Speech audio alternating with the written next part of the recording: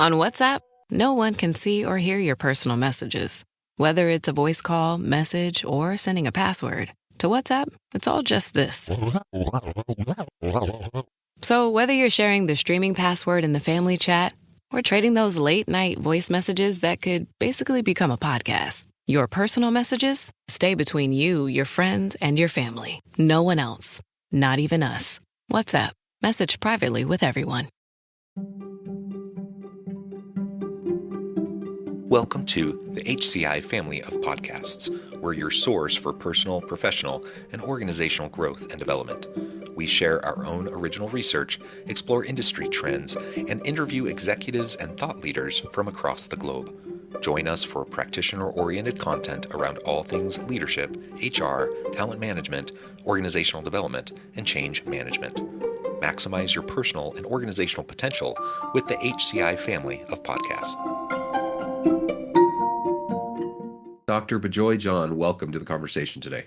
Thanks, John. Thanks for having me on the show. It is a great pleasure to be with you. You're joining us from Nashville. I'm south of Salt Lake City in Utah. And today we're going to be talking about sleep quality and how sleep really impacts all aspects of our lives.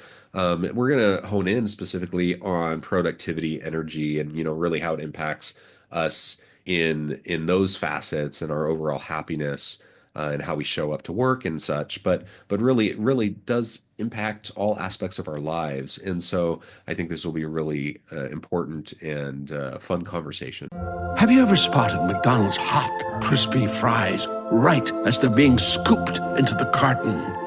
And time just stands still. Ba-da-ba-ba-ba.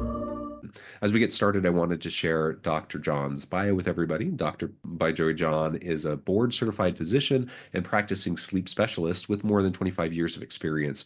He has seen firsthand the struggle many have with sleep and how these challenges impact the entire family. And I think all of us in the audience today, myself included, we've probably all experienced sleep challenges from time to time. Sometimes those are chronic, sometimes those are isolated experiences. Right now I'm dealing with a cold, and so I've had sleep issues just because of my cold. So it's isolated, just for these last few days. But I think when it's particularly a challenge is when you have chronic sleep issues that need to be addressed. And so we all are seeking better sleep, more quality sleep, so that we can just live healthier, happier lives. So this is what we're going to explore. Dr. John, anything you would like to highlight by way of your background or personal context before we dive on in? I mean, we are born into this world with the full of worries, right? So the common complaint I get is when people lay on their bed, they say they cannot tune their brains out, right? So the first thing we have to recognize, sleep is the superpower. We have it within Yeah. ourselves. But the problem is sleep problems don't hurt like a toothache. So we put it in the back burner. And like you say, work and performance, an average employee costs us about 5 grand a year because of not sleeping well.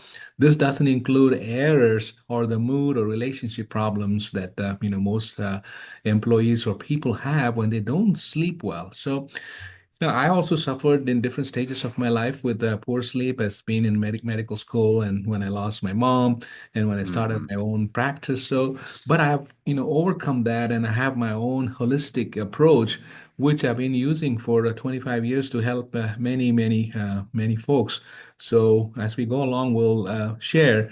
The good news is people are finally realizing, hey, there's, something about the sleep in the context of, everybody talks about fitness and nutrition and diet and weight Yeah. loss, but we can do all that by focusing on our sleep. By sleeping a little bit better, we can be better in all aspects of our lives. Yeah. Yeah. Well, excellent. And let's start with kind of the baseline.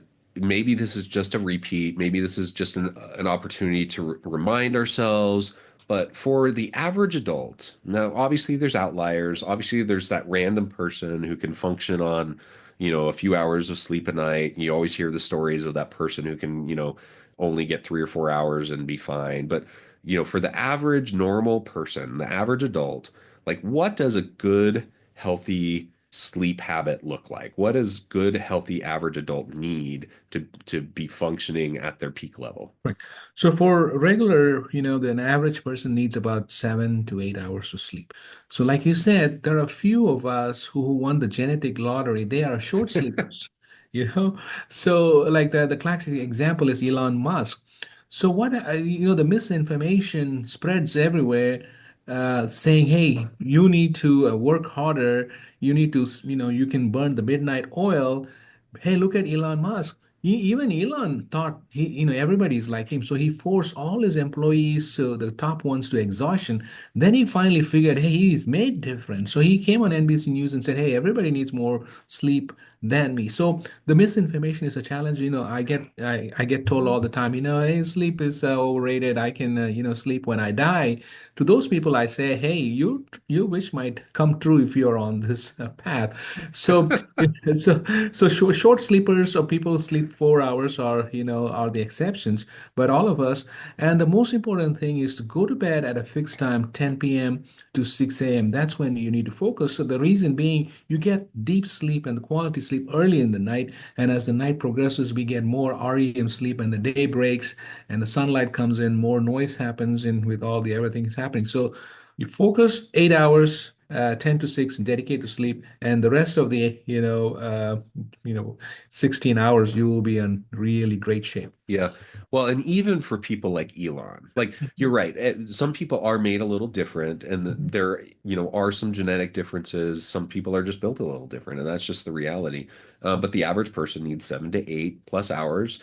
But even people like Elon, I mean, let's get real. The Mhm. guy takes tons of drugs and uses tons of caffeine, and that's not healthy. And some people also they supplement with other means to Mhm. to allow them to function on little to no sleep, which nobody thinks is an actually a good idea. So, and it's not healthy, it's not sustainable. So even someone like Elon, I would say, I'm not convinced actually that he can function on little sleep, because of all of the drug use and everything Mhm. else that he does to Keep him try to going. maintain the level of of productivity that he claims to have. But set that aside for a moment, Mhm. and just acknowledge that, yeah, some people can. Now, I worked for someone once who also he claimed to be someone who could function on 4 hours of sleep. And looking back now, what I at the time I just figured, oh my gosh, this guy was amazing. Mhm. And he was kind of the same way. He thought people were lazy. He thought people um, really should be more like him, and so he pushed people hard, and he pushed people to get less and Exhaustion. less sleep, and not to the extent that he did, but to more like even 5 6 hours he pushed as normal. But now, years later, as I look back and I look at his productivity, I look at his habits, and I look at his how he manifests throughout the day. I could easily see patterns of like where he had higher spikes of productivity and where he had lower times where he wasn't as productive, and I could see things where he was dragging. And so the reality is we all do function a little bit differently, and some people who might be able to function on 4 hours of sleep, they probably also need to recharge in some ways. Maybe they need to take a nap in the afternoon, or maybe they need to do something else to be able to recharge. And so, whatever the case may be, we each need to know ourselves, we need to know our bodies, and we need to stay attuned to our bodies so that we can make sure that we're maintaining our overall health. Otherwise, if we're constantly burning the midnight oil, and we're burning the candle on both ends, so to speak, it's not sustainable, and we will burn ourselves out. We will reap the negative health benefits, or negative health outcomes of that. Like it will catch up to us. We will have physical exhaustion, we'll have mental exhaustion. Our productivity levels will go down. Like I think of my own experiences. there have been times where have I been able to get by on 3, 4, 5 hours of sleep continuously over an extended period? Yes, because I've been forced to, whether it's been a period of time where I have small children or I'm going through my doctoral program or, different things where I've been forced to, I've had to. But that said, when I compare my times of like hyper productivity, when I have little sleep compared to when I have regular good sleep, and it's not comparable. Like I can absolutely see a dramatic difference in terms of my own quality of thinking, my quality of creativity, my quality of innovation, my quality of just regular productivity when I'm getting good quality, consistent sleep. There's no question in my mind for myself that that is the case, even though I know that I can function on less sleep for, an extended period of time. And many of us can, but we will eventually have consequences, health consequences. And I know that I will have diminishing returns in my own productivity. It just will happen. Yeah. So the simple, question I ask people, how do you feel in the morning after like 7 or 8 hours of sleep for 2 weeks? You have to, and then if Yeah. you're still tired in the morning, that means either you have a significant sleep debt, or you have a Yeah. sleep disorder, or you have a medical condition that's not affecting medical or even psychological condition that is not helping you to sleep better. So that's a very, very easy question that I ask. So, like you said, people do, I call people who take stuff my celebrity clients. They need something to stay awake, they need something to go to sleep. Most people in the music industry and in the public eye, they are into some kind of uppers and downers to keep them going because, like for example, you take a show, like a concert, it gets over by like 11, and then they have the signing, and all that 12, 1, and they have to get ready to move to the next venue. So they are always on the move. So they have to sleep when they have to. They wake up. So it's a challenge, but it is not sustainable for a long periods of time. So my what I talk about is a holistic way to harness your own. We have enough stimulants and also with the stuff to put us to sleep. So that's the best way for long term. It's okay to take a little bit medications and uppers and downers, whatever, for short periods of time. So like as if you have grief or if you lost a job, if you have a tragedy, you can't sleep. It's a natural process. So I only recommend medications for short periods of time.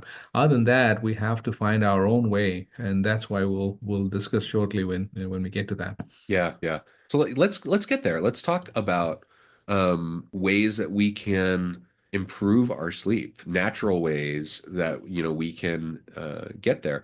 And you've already identified just kind of that natural REM cycle, the natural kind of time frame that we should shoot for. And that's not always feasible. Sometimes we have to work late. Sometimes we have small children who are sick. Like there's all sorts of reasons why that 10 to 6 time frame doesn't work, right? Yeah. And sometimes people have night shifts or whatever our life circumstances may be, it might not be ideal. We might not be able to fit, that ideal. But when we can, and it's, not just a life choice, and it's not just me wanting to stay up to play video games or to watch a show or something, or to scroll on my phone, but I can make a choice to like go to bed a little bit earlier or try to have like good quality consolidated sleep. Like what are some things that I can do to start to have better consistent quality sleep? Okay. Besides just, some of the medications that you can take. So, the hustle culture and sleep are totally in the opposite spectrum. When you hustle, hustle, hustle, we think sleep also can be, we can hustle our way into sleep. But unfortunately, sleep is an art. It's an ancient form. It's set in its ways. So it's just the it's just the total opposite. So we want sleep to be like an on and off switch, but it doesn't happen. You have to work yourself, slowly into that. So I have an acronym for people to follow. It's called Sleep Now, SLEEPNOW. So this is how we're going to go about it. So number one in the S is schedule. So for anything to succeed, we have to have a plan and a schedule. So we focused on the 10 p.m. To 6 a.m. as much as possible. That should be your core.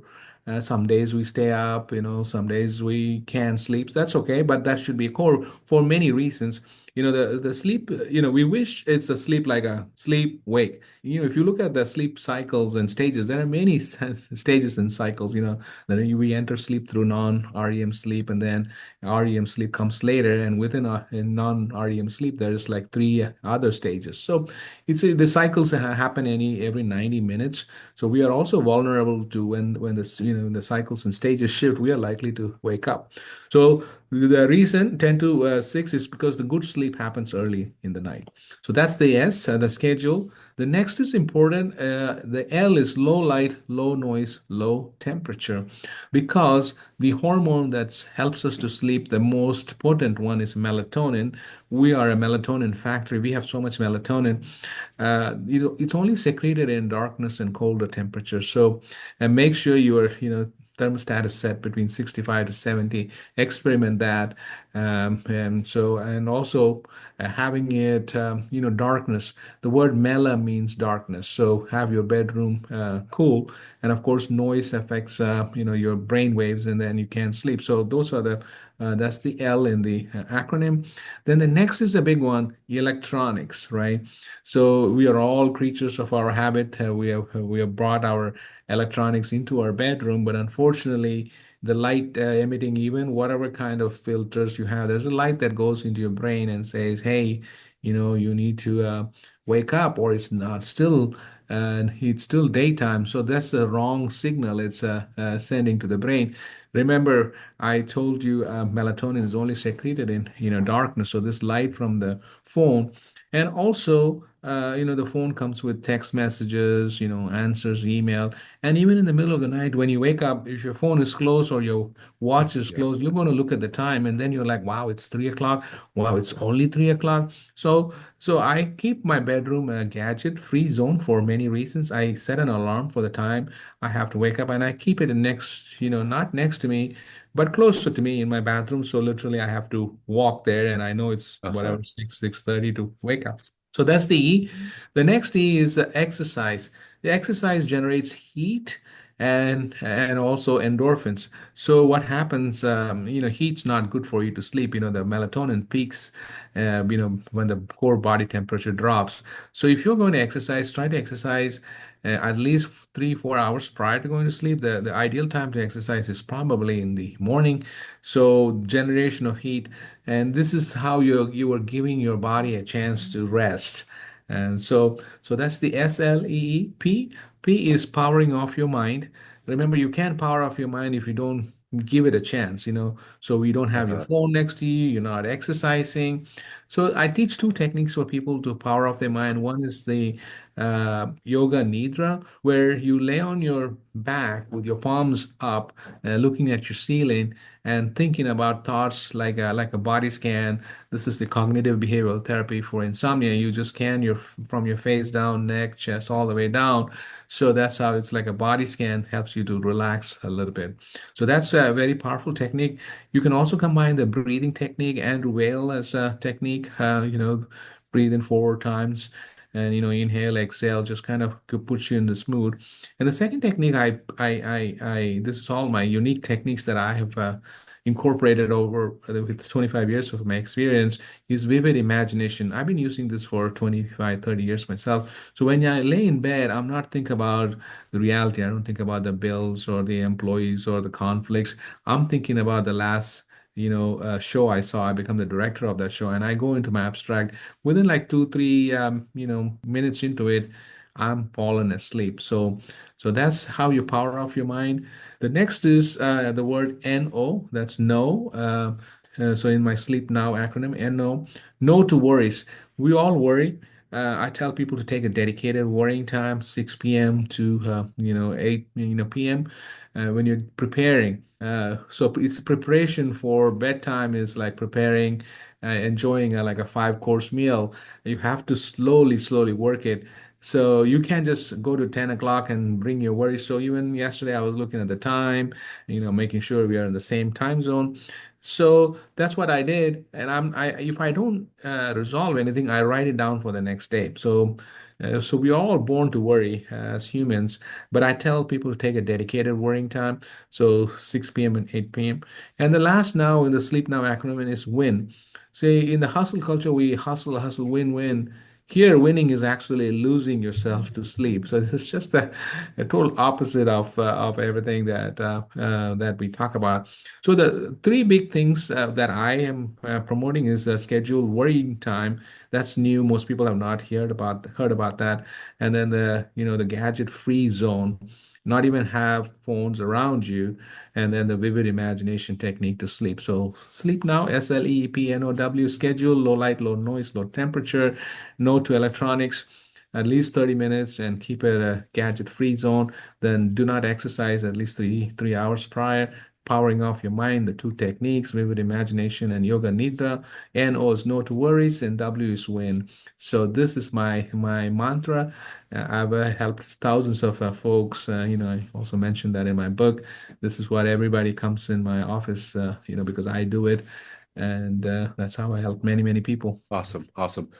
And yeah, it seems so simple, Yes. yet it's so hard Mhm. because it takes consistency and Correct. effort.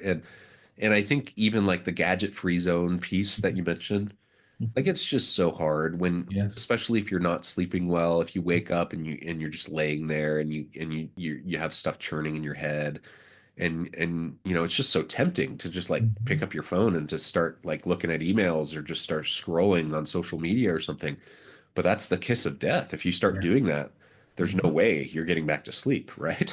That's right. And so, like, in part, we have to like train ourselves, especially if you have those bad habits. You really do have to start training yourself. And so, if that means leaving your devices outside of your room, charging your phone in your bathroom, leaving it outside your bedroom, keeping it away from arm's length.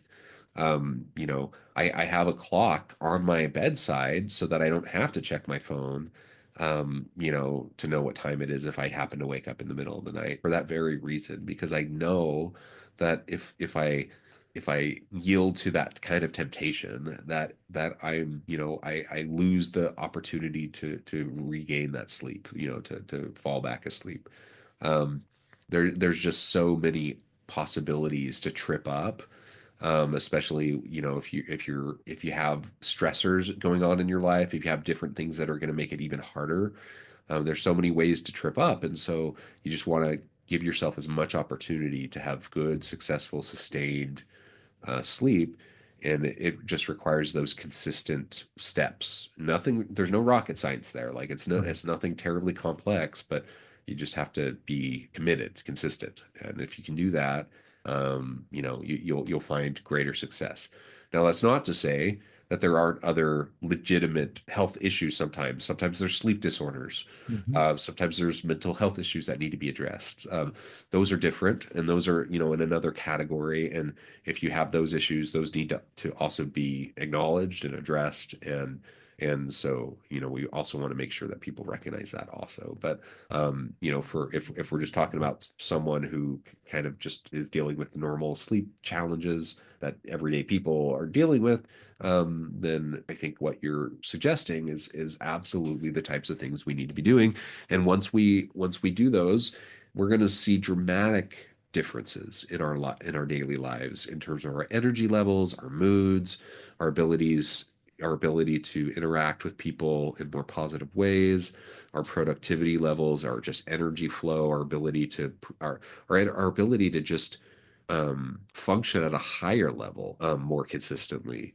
That's been one of the biggest things I've noticed for myself is just not only am I able to function throughout the day better generally, but just at a cognitively higher level throughout the day better, which is, super valuable, of course. So, well, Dr. John, this has just been a great conversation. I know at the time and I need to let you go, but before we part ways for today, I wanted to give you a chance to share with the audience how they can connect with you, find out more about your work, and then give us the final word for today. Yes, I mean, once you recognize like the extra 30 minutes or an hour you sleep, if you focus on, you will gain it multifold during the day, right? So Yeah. that's the message. So sleep is our superpower.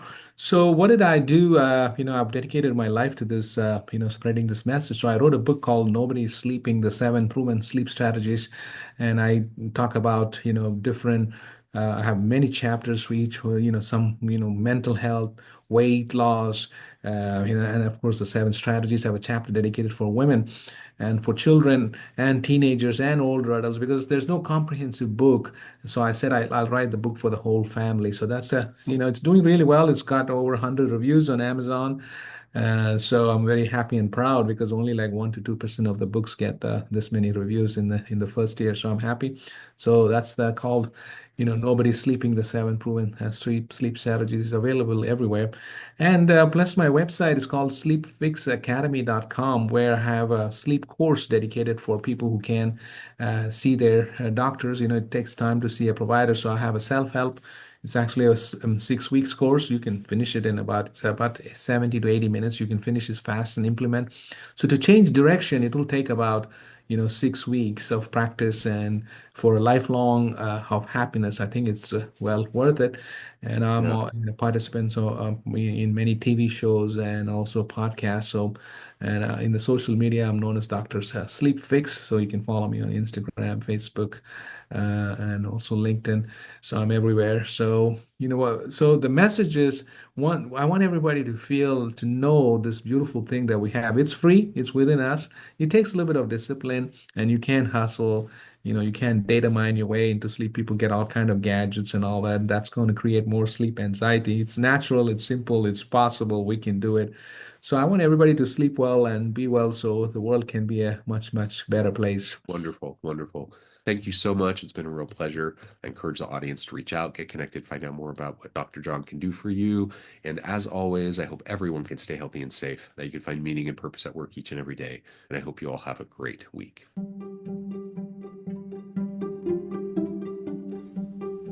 Thanks for joining us for this episode of the podcast. We hope you stay healthy and safe, and please join us again soon.